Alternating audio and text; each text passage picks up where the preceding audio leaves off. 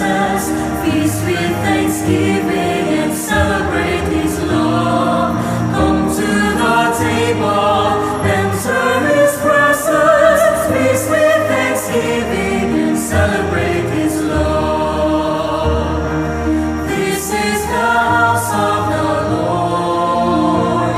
The gates are open wide. Sinners and saints, strong and faint, all welcome to come inside. Come to the table, enter His presence. Feast with thanksgiving and celebrate His love. Come to the table, enter His presence. Feast with thanksgiving and celebrate His love.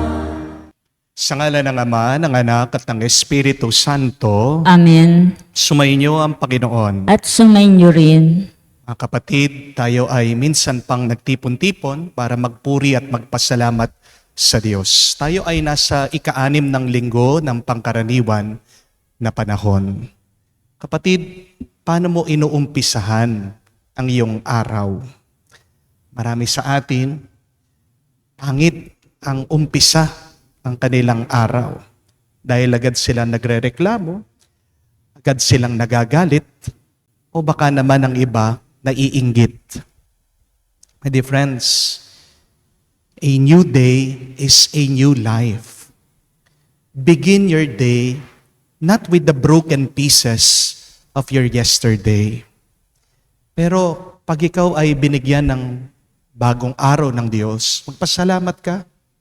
Dahil yan ay bagong oportunidad, bagong panahon para makaranas ka sa Kanyang pagmamahal, sa kabutihan ng Diyos. Ang kapatid, bago ka magalit, bago ka mainggit sa iba, bago ka magreklamo, bago ka malungkot, magpasalamat ka muna. Paniwalaan natin na tayo ay palaging pinagpapala ng Diyos. Sa mga pagkakataon na kung saan nakalimutan nating magpasalamat, magpuri sa Diyos, hilingin natin muli ang Kanyang awa, pagpapatawad ng Panginoon, para tayo muli ay makitang karapat-dapat na makatanggap sa mga banal na misteryo. Inaamin ko Sa makapangyarihang Diyos at sa inyo mga kapatid, na lubha akong nagkasala sa isip, sa salita, sa gawa at sa aking pagkukulang, kaya'y sinasamo ko sa mahal na Birheng Maria, sa lahat ng mga anghel at mga banal, at sa inyo mga kapatid na ako'y panalangin sa Panginoong ating Diyos. kaawaan tayo na makapangyarihang Diyos, patawarin tayo sa ating mga kasalanan, at patnubayan tayo sa buhay na walang hanggan. Amen.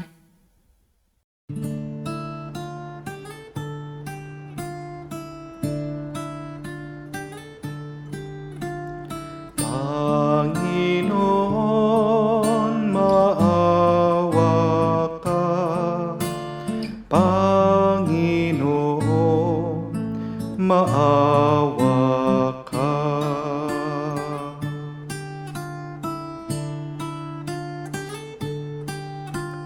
Kristo, maawa ka.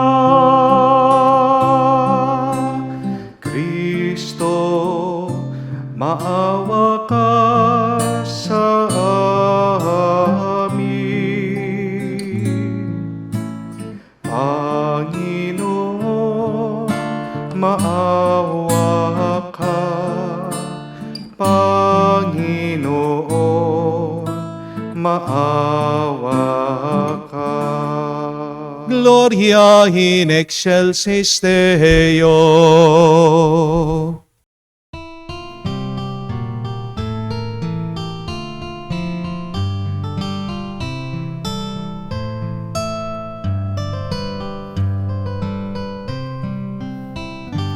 Luwalhati sa Diyos sa kaitaasan, kaloob sa lupa ay kapayapaan.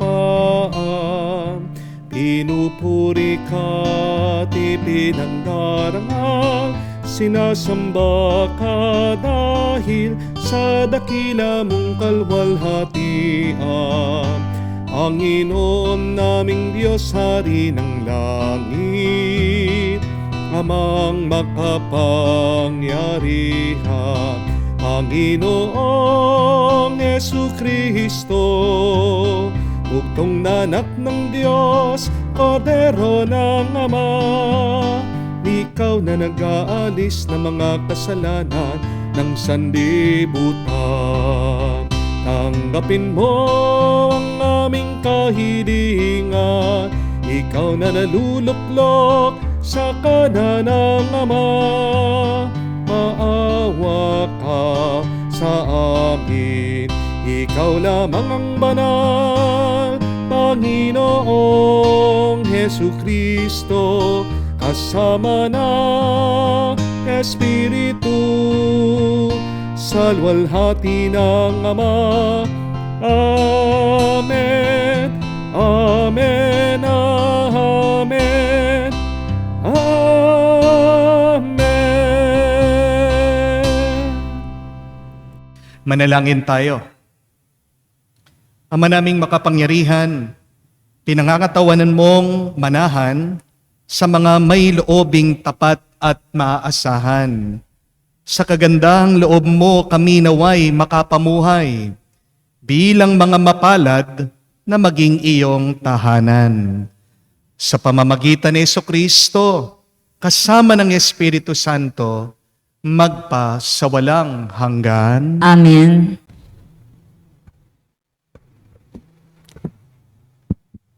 Pagbasa mula sa aklat ni Propeta Jeremias. Ito ang sinasabi ng Panginoon. Parurusahan ko ang sinumang tumatalikod sa akin at nagtitiwala sa kanyang kapwa sa lakas ng mga taong may hangganan ng buhay. Ang katulad niya ay halamang tumubo sa ilang, sa lupang tigang, at sa lupang maalat na walang ibang tumutubo. Walang mabuting mangyayari sa kanya, ngunit maligaya ang taong nananalig sa poon. Pagpapalain ang umaasa sa kanya. Ang katulad niya ay halamang nakatanim sa tabi ng batisan. Ang mga ugat ay patungo sa tubig. Hindi ito manganganib kahit dumating ang tag-init. Sapagkat mamamalaging luntian ang mga dahon nito. Kahit di umulan ay wala itong aalahalahanin. Patuloy pa rin itong mamumunga. Ang salita ng Diyos. Salamat sa Diyos. Mapalad ang umaasa sa Panginoon tuwina. Mapalad ang umaasa sa Panginoong tuwina. Mapalad ang taong hindi naaakit niyong masasama, upang sundan niya ang kanilang payo't maling halimbawa. Hindi sumasama sa sinumang taong ang laging adhikay, pagtawanan lamang at hamak-hamakin ang Diyos na dakila. Nagagalak siyang laging magsaliksik ng banal na aral. Ang utos ng poon siyang binubulay sa gabi at araw. Mapalad ang umaasa sa Panginoong tuwina. Ang katulad niya ay isang punong kahoy sa tabing batisan. Sariwa ang dahot, laging namumunga sa kapanahunan. At anumang gawin ay nakatitiyak na magtatagumpay. Mapalad ang umaasa sa Panginoong tuwina. Ngunit ibang-iba ang masamang tao, ipa ang kawangis. Siya'y natatangay at naipapadpad kung hangay umihip. Sa taong matuwid ay Panginoon ang siyang mag-iingat, ngunit kailanman ang mga masama ay mapapahamak. Mapalad ang umaasa sa Panginoong tuwina.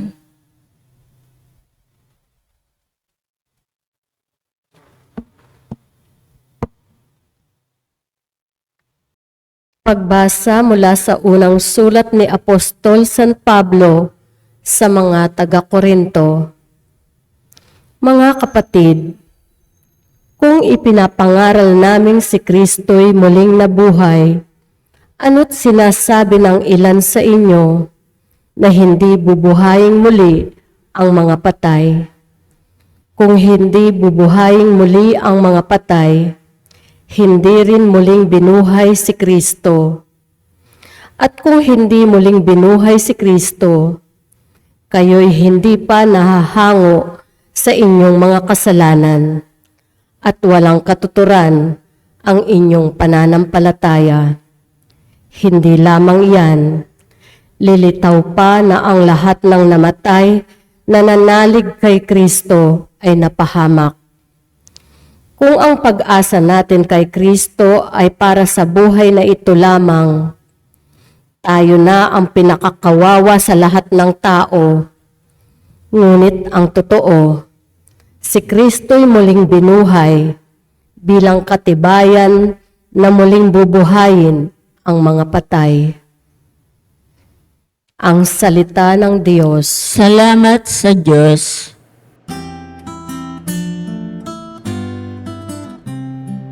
Alleluia, alleluia, alleluia, alleluia, alleluia, alleluia, alleluia, alleluia, alleluia, alleluia, alleluia, alleluia.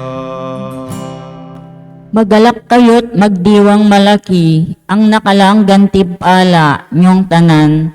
Aleluya, aleluya. Sumainyo ang Panginoon. At sumainyo rin. Ang mabuting balita ng Panginoon ayon kay San Lucas. Papuri sa iyo, Panginoon. Nung panong yun, bumaba si Jesus kasama ang 12 at tumayo siya sa isang patag na lugar. Naroon ang marami sa kanya malagad at ang napakaraming tao buhat sa Judea at Jerusalem. At sa mga bayan sa baybaying dagat ng Tiro at Sidon. Tumingin si Jesus sa mga alagad at kanya sinabi, "Mapalad kayong mga dukha, sapagkat ang Diyos ang maghahari sa inyo. Mapalad kayong mga nagugutom ngayon, sapagkat kayo'y bubusugin. Mapalad kayong mga tumatangis ngayon, sapagkat kayo'y magagalak. Mapalad kayo kung dahil sa anak ng tao kayo'y kinapopuotan, ipinagtatabuyan o inaalimura ng mga tao. At pati ang inyong pangalan ay kinasusuklaman. Magalak kayo at lumukso sa tuwa kung ito'y mangyari, sapagkat malaki ang inyong gantimpala sa langit. Gayon din ang ginawa ng kanilang mga ninuno sa mga propeta. Ngunit sa aba ninyong mayayaman ngayon, sapagkat nagtamasa na kayo ng kaginhawaan. Sa aba ninyong mga busog ngayon, sapagkat kayo'y magugutom. Sa aba ninyong nagsisitawa ngayon, sapagkat kayo'y magdadalamhati at magsisitangis. At sa aba ninyo, kung kayo'y pinupuri ng lahat ng tao, sapagkat gayon din ang ginawa ng kanilang mga ninuno sa mga bulaang propeta. Mga kapatid, ang mabuting balita ng ating Panginoon. Pinupuri ka naming Panginoong Hesukristo. Magandang araw po muli sa inyong lahat. And a blessed Sunday po sa inyong lahat. I hope and pray that you are well. Please stay well and blessed. Amen? May confession lang po ako sa inyo. Okay lang po ba? Sana po wag niyo kong ichismis o imarites. Ha? Nung pong bata ako, mainggitin ako. Ano pong kinainggitan ko? Yung aking pong best friend noon. Bakit? Kasi naalala ko po, yung bahay ng best friend ko, bagong gawa noon.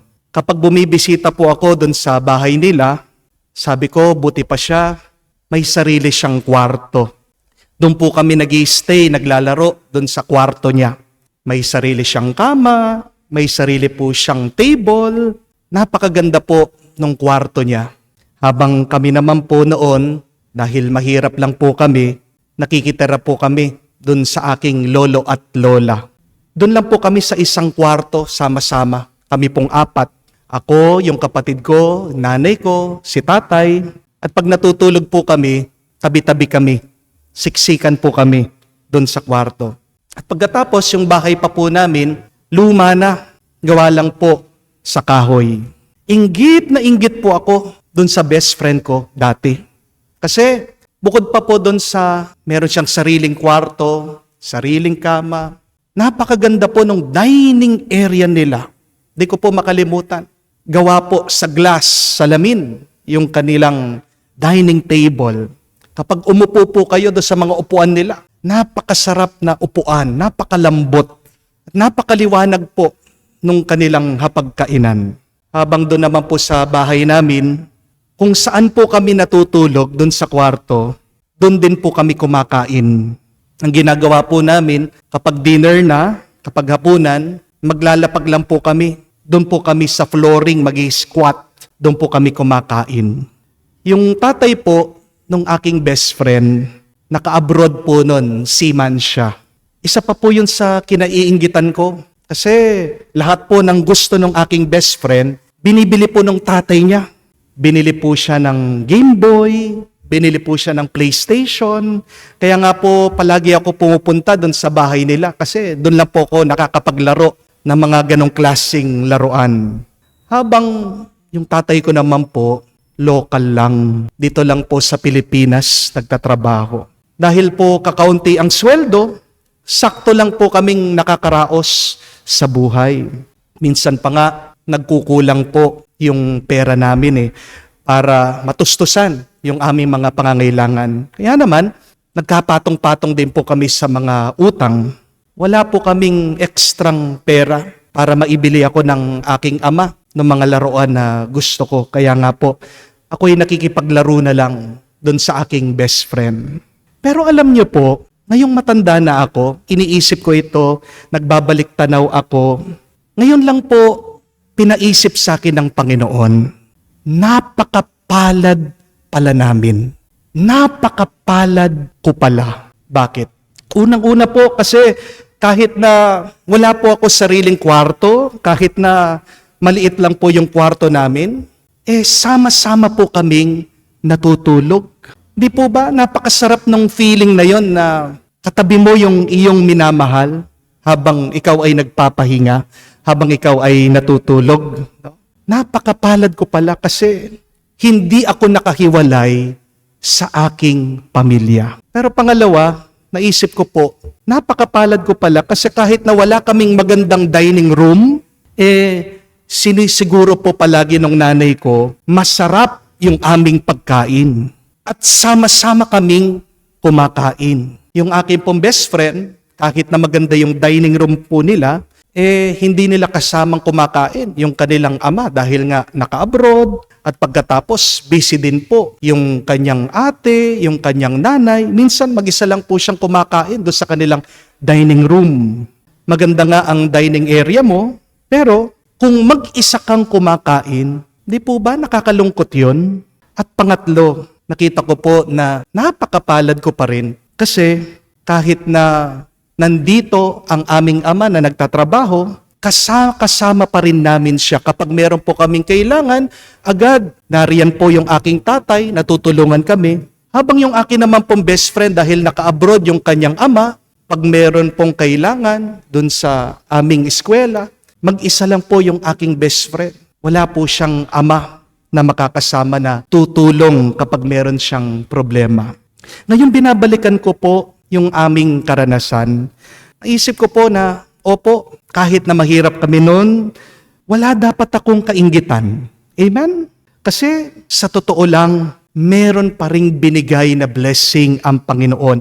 Mapalad kami dahil hindi naman po nasusukat sa kayamanan ang pagiging mapalad. Wala naman po sa gamit at pera yan.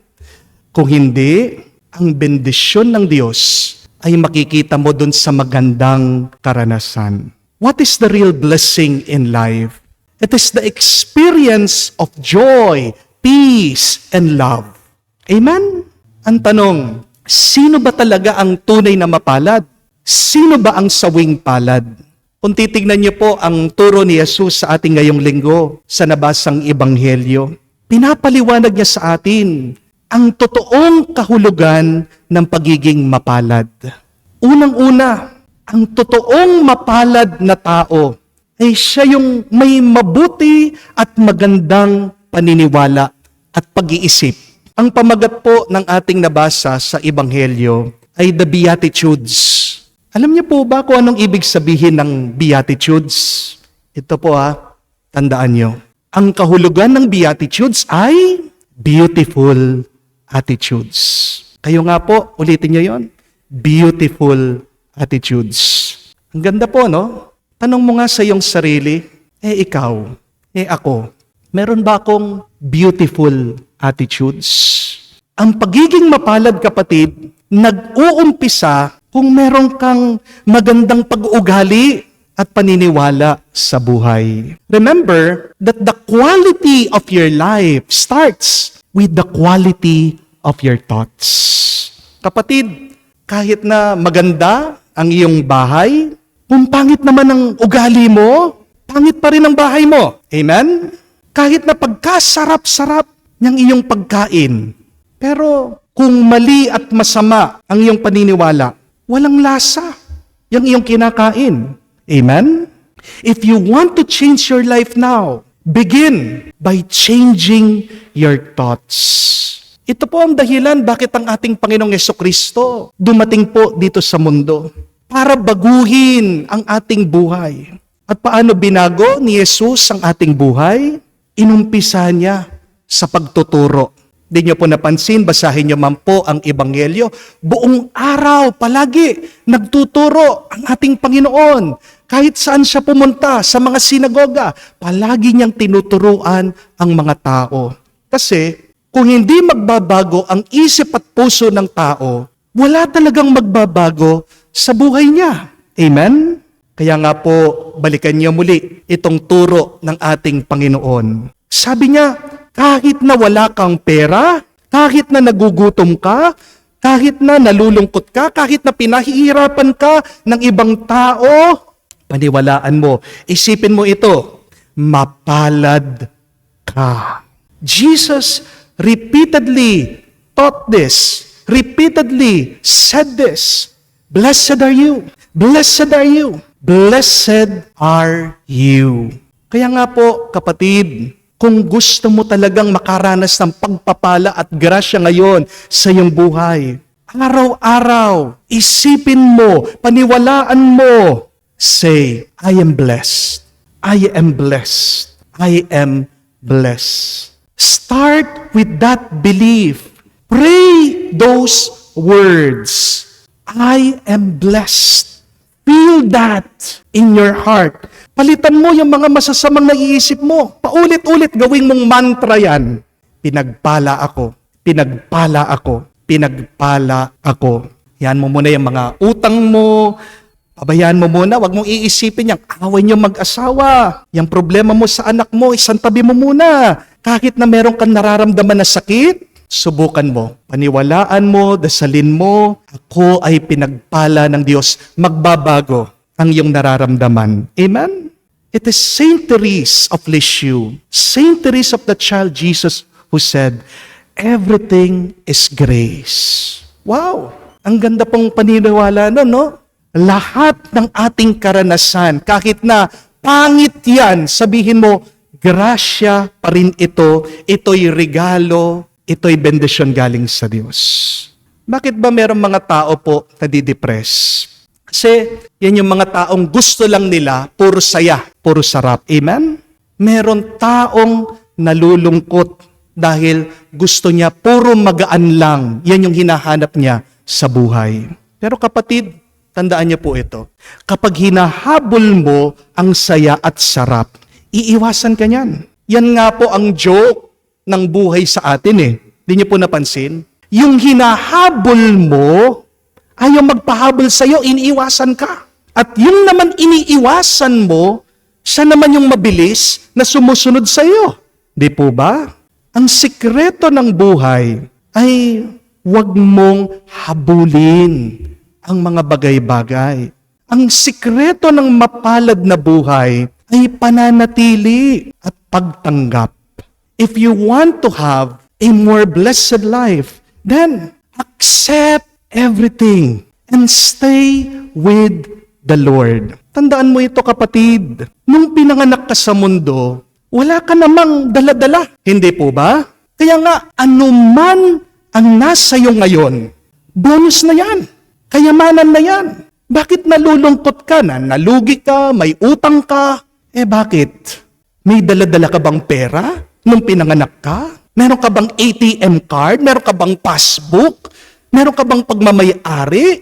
Nung paglabas mo dyan sa iyong ina, meron ka ng hawak na titulo ng lupa?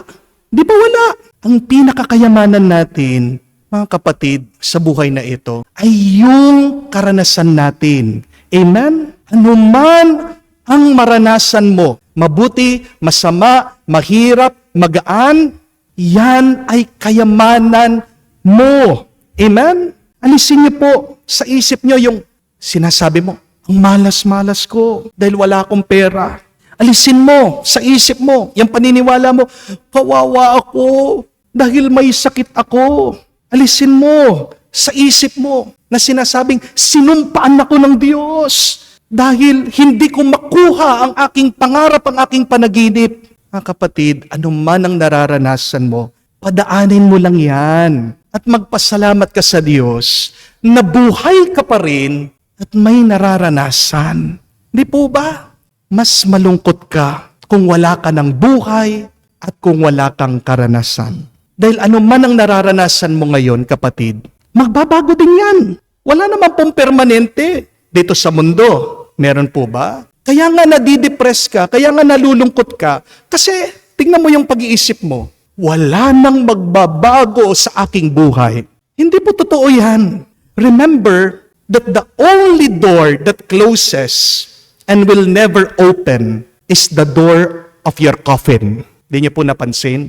Yung pintuan na magsasara at hindi na magbubukas, yung pintuan ng kabaong mo. Habang buhay ka, kapatid, maraming magsasarang pintuan na oportunidad. Pero huwag kang mag-alala. Kasi kaya sinara ng Diyos yan, kasi meron siyang bubuksan na iba para sa iyo. Lumipas ang lahat.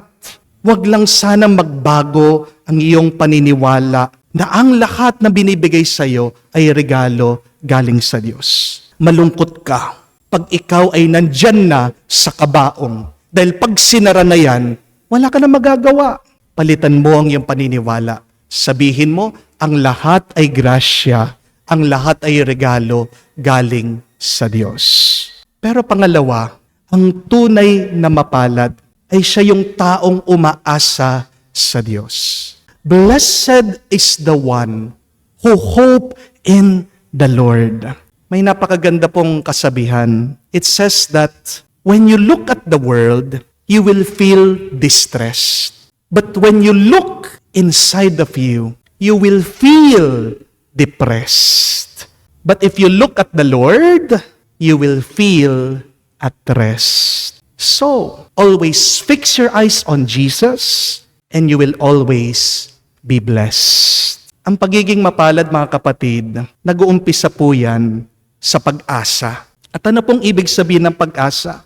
Yung nakatingin ka sa Diyos, yung naghihintay ka sa Panginoon, yung naniniwala ka kay Jesus, na may gagawin siya, may ipagkakalob siya sa iyo ng mas mabuti at mas maganda. Amen? Kaya nga po, sabi ni Jesus, balikan niyo, mapalad kayong mga mahihirap dahil sa inyo ang kaharian ng Diyos. Mapalad kayong mga gutom kasi bubusugin kayo ng Panginoon. Mapalad kayong mga tumatangis, lumuluha kasi kayo ay magagalak, kayo ay pasasayahin ng Panginoon. Mapalad ka kung ikaw ay pinahihirapan ng mga tao dahil darating din na magiging kaisa ka ng mga santo sa langit.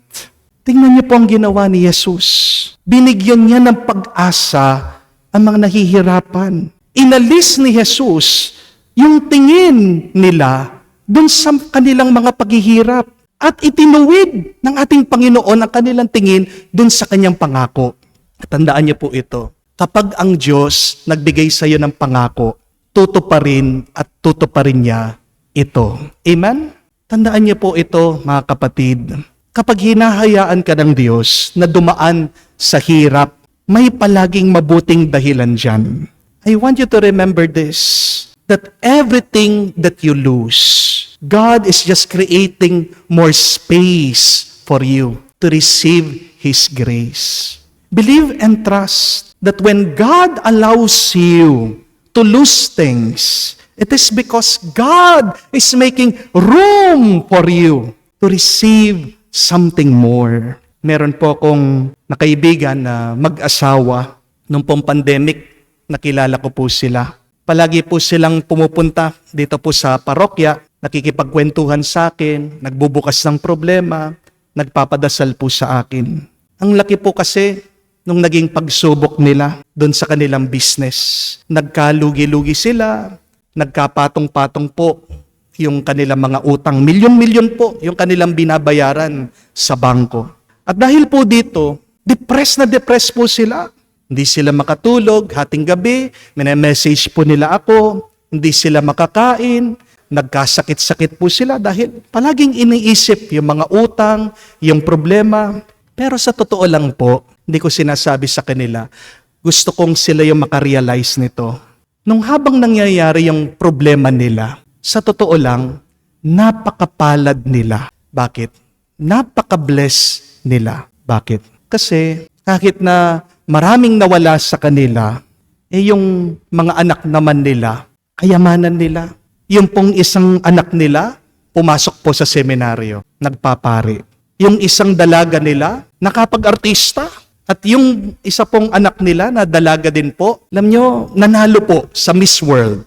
Sabi ko sa sarili ko, ang galing ng Diyos.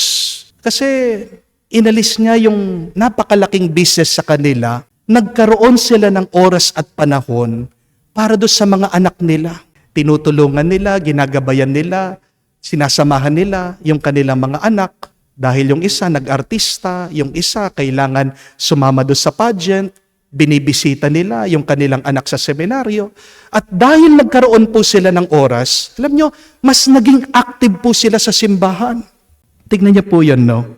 May inalis ang Diyos kasi meron siyang ipupuno na ibang mas mabuti sa kanilang buhay.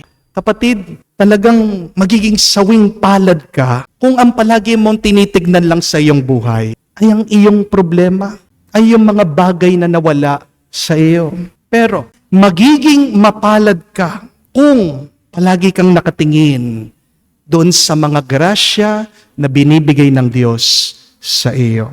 Remember that when God allows you to lose money, it is because God wants you to have a bigger wallet and deeper pockets. Remember, when God allows you to cry, it is because God wants you to have a clean heart to make room for more joy. When God allows you to have headaches, it is to give you a healthy mind.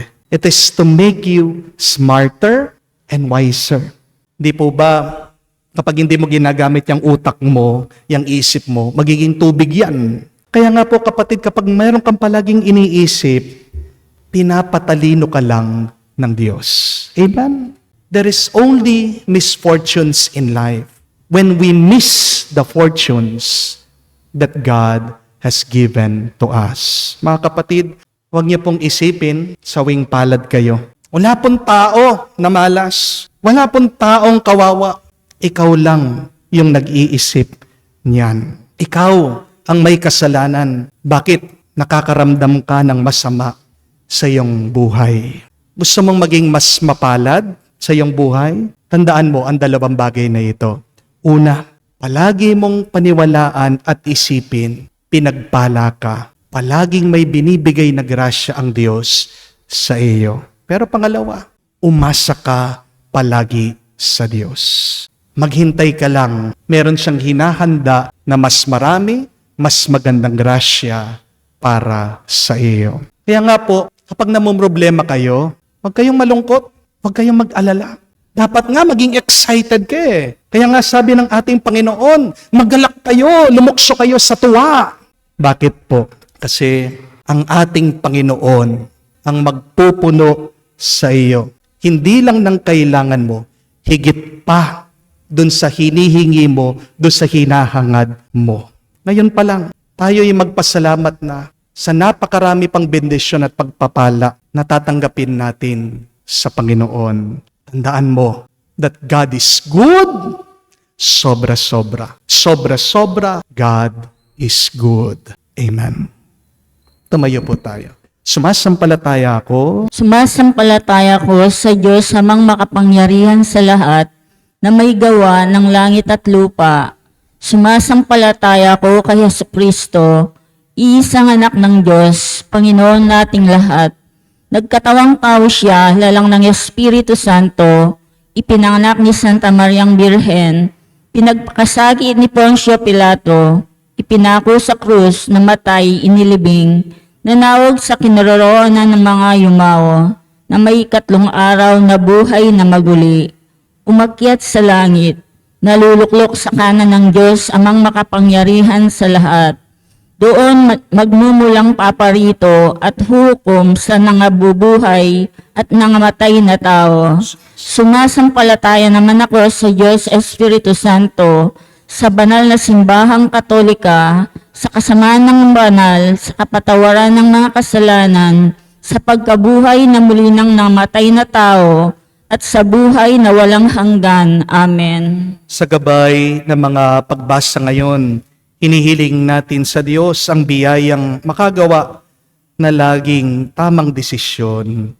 At pagsumikapan ang mga ito, ating sabihin, Panginoon, dinggin mo kami. Panginoon, dinggin mo kami, upang ang simbahan ay hindi mapagod na himukin ang bawat isa sa paggawa ng tamang desisyon na naaayon sa kalooban ng Diyos. Manalangin tayo. Panginoon, dinggin mo kami. Upang patuloy tayong gabayan at pukawin ng Santo Papa at iba pang mga pinuno ng simbahan na mamuhay ayon sa batas ng Diyos, manalangin tayo. Panginoon, dinggin mo kami. Upang ating mga pinunong politikal at kultural ay bumuo ng kapaligurang nagtataguyod at nagsusulong ng kung ano ang tama at karapat-dapat, manalangin tayo. Panginoon, dinggin mo kami.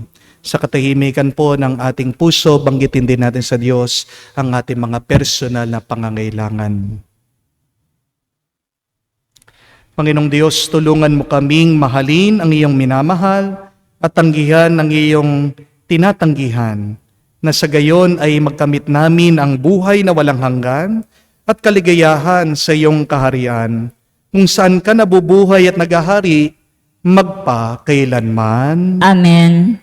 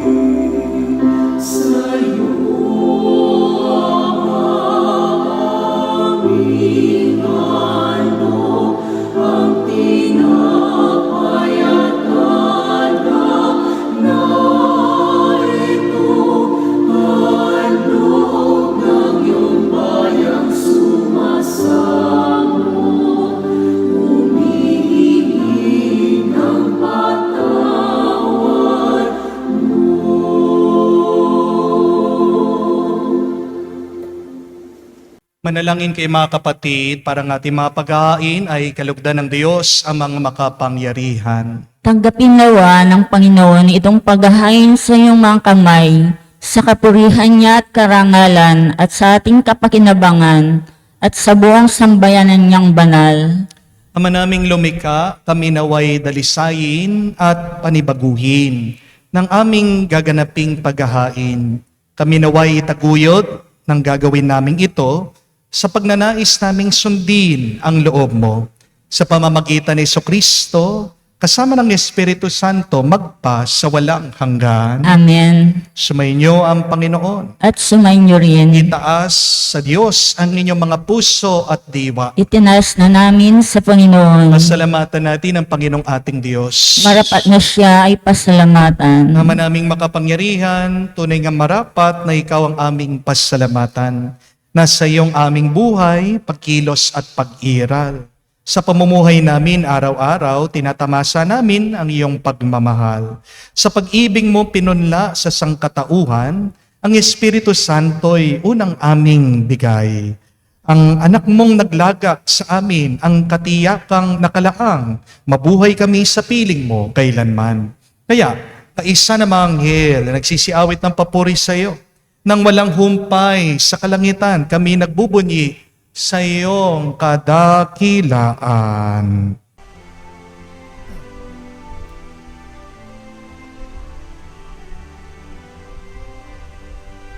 Santo, Santo, Santo, Panginoong Diyos ng mga hukbo, napupuno ang langit at lupa ng kadakilaan mo.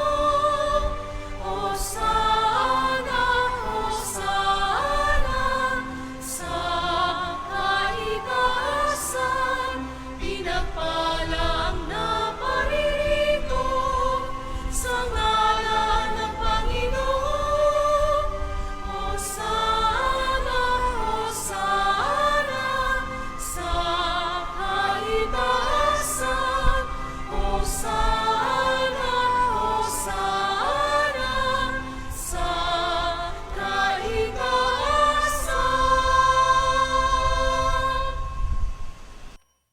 Ama naming banal, ikaw ang bukalanta ng kabanalan. Kaya't sa pamagitan ng iyong Espiritu, gawin mong banal ang mga kaloob na ito, upang para sa amin maging katawan at dugo ng aming Panginoong Heso Kristo.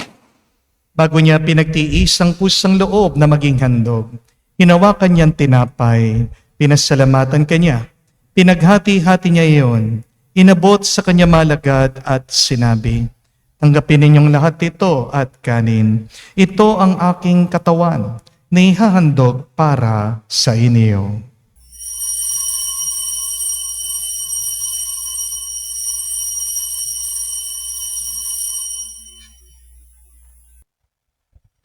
Gayon din naman, na matapos ang hapunan, hinawakan niyang kalis, muli kanyang pinasalamatan. Inabot niya ang kalis sa kanya malagad at sinabi, "Tanggapin ninyong lahat ito at inumin. Itong kalis ng aking dugo, ng bago at walang hanggang tipan. Ang aking dugo na ibubuhos para sa inyo at para sa lahat, sa ipagpapatawad ng mga kasalanan. Gawin ninyo ito sa pag-alaala sa akin."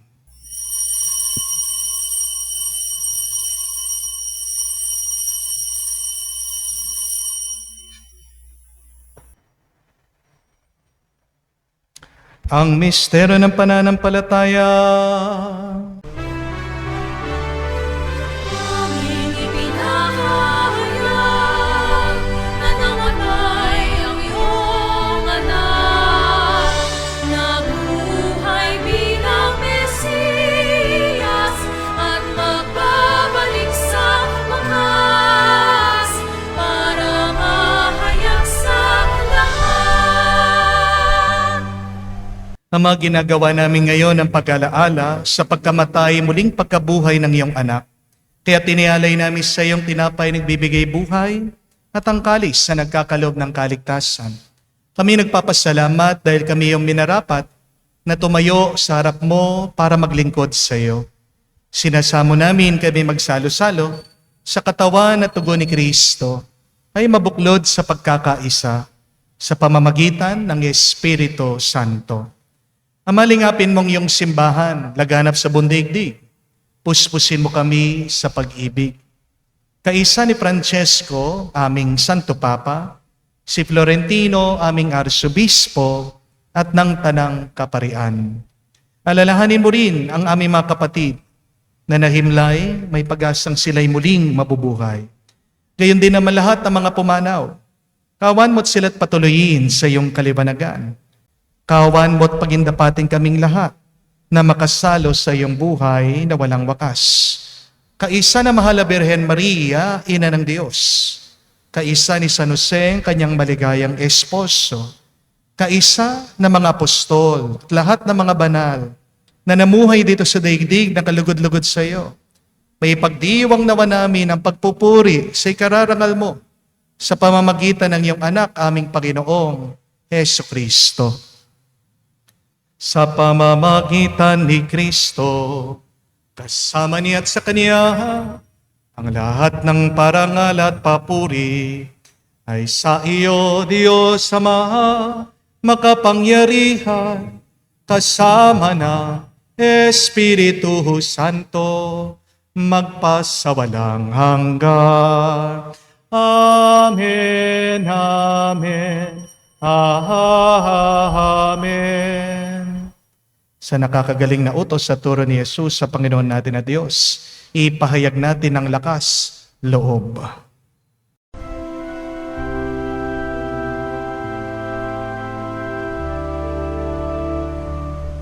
Ama namin, sumasalangit ka, sambahin ang ngalan mo, mapasa amin ang kaharian mo, sundin ang loob mo dito sa lupa, para lang sa langit. Bigyan mo kami ngayon ng aming kakanin sa araw-araw, at patawarin mo kami sa aming mga sala, para ng pagpapatawad namin sa nagkakasala sa amin. At huwag mo kaming ipahintulot sa tukso, at iadya mo kami sa lahat ng masama.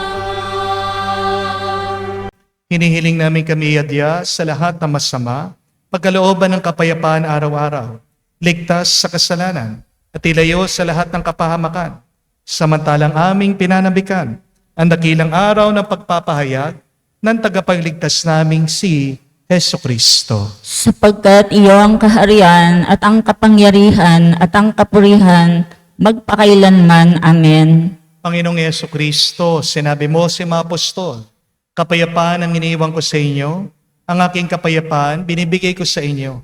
Tunghayan mo ang aming pananampalataya at huwag ang aming pagkakasala. Pagkalooban mo kami ng kapayapaan at pagkakaisa ayon sa iyong kalooban, kasama ng Espiritu Santo, magpa sa walang hanggan. Amen. Kapayapaan ng Panginoon ay laging sumainyo. At sumainyo rin. Magbigayan po tayo ng kapayapaan sa bawat isa. Piso niyo po, kapayapaan po sa inyong lahat.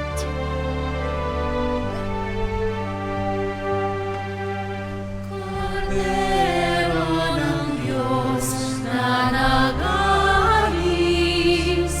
ng mga kasalanan ng sanlibutan, maawa ka sa amin, maawa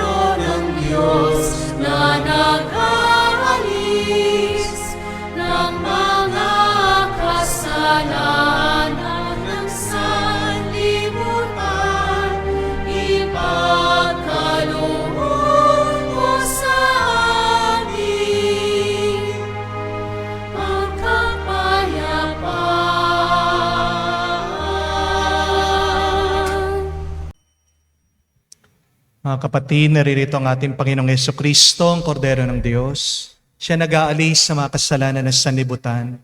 Mapalad tayong lumalapit sa piging ng Kordero. Panginoon, hindi ako karapat-dapat na magpatuloy sa iyo, ngunit sa isang salita mo lamang ay gagaling na ako.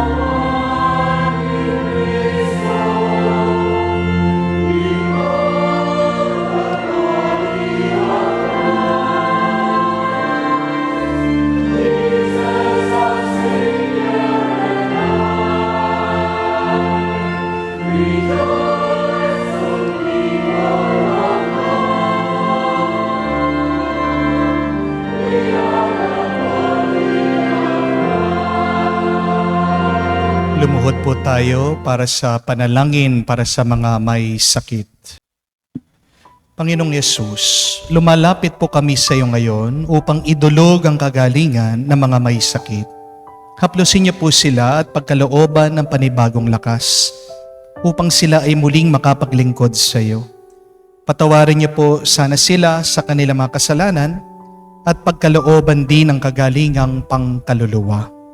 Sa katahimikan po ng ating puso, banggitin din po natin sa Diyos ang ating mga kapatid na humihiling na mabilis na kagalingan. Hinihiling namin ito sa ngalan ni Kristo, aming Panginoon. Amen. Panalangin para sa mga OFW. Ama, pinapanalangin namin sa iyong natatanging kahilingan ng lahat ng mga nagtatrabaho sa ibang bansa. Tulungan mo sila bawat sandali ng kanilang buhay habang nasa ibang bansa. Palakasin mo sila kapag pinaghihinaan sila ng kalooban. Pagalingin mo sila tuwing nagkakasakit. Aliwin mo sila kapag nalulungkot sila. Ilayo mo sila sa anumang masama at kapahamakan upang magpatuloy sila lagi sa kanilang buhay. Mapahalagan nawa ng kanilang pamilya ang bawat sakripisyo nila sa ibang bansa upang wag masayang ang kanilang pagpapagal. Kawan at pagkalooban mo ng biyaya ang lahat ng mga OFW dahil sa iyo lamang aasa at wala nang iba pa. Ang lahat ng ito ay aming sama-samang panalangin sa ngalan ni Jesus. Amen. Banal na mukha ni Jesus. Kawaan mo kami. Tumayo po tayo. Manalangin tayo. Ama naming mapagmahal, kaming pinagsalo mo sa banal na pakikinabang, ay gawin mo laging mananabik na pagsaluhan ang kaloob mong ito sa aming ikabubuhay.